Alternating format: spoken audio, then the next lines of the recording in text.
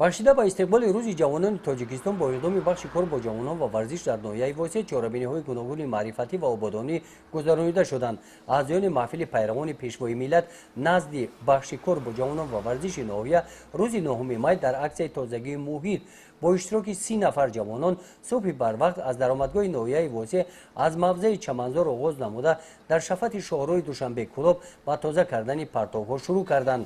аз рӯи мушоҳида партовҳое ки дар шафати шоҳроҳ мавҷуд ҳастанд асосан зарфҳои пластикӣ, селофанҳо ва дигар қуттиҳое мебошанд ки аз ҷониби ронандагони воситаҳои нақлиёт ки аз ин роҳ гузаштанд партофта шуданд. то деҳаи гулистон ҷамоати деҳоти гулистон ки масофаи 7 километрро ташкил медиҳад ҳашарчун зиёда аз 50 селофани пур аз партовҳоро ҷамъ оварданд. бо иштироки ҷавонон ҳамчунин шафати ин қитъаи шоҳроҳ аз хору хас ва алафҳои бегона тоза карда шуданд. бо иқдоми бахши кор бо ҷавонон ва варзиши ноҳия дар ин рӯз ба 2 нафар ҷавонони маъюб аз шаҳраки ҳолбок кӯмакҳои яквақта ки аз маводҳои ғизоӣ иборат буданд расонида шуданд.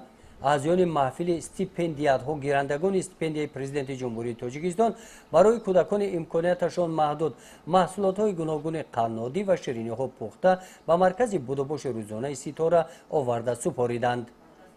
гузориши хоҷа Назриев, Худойназар Зуҳуров аз ноҳияи восеъ барои барномаи иттилоотии Навид.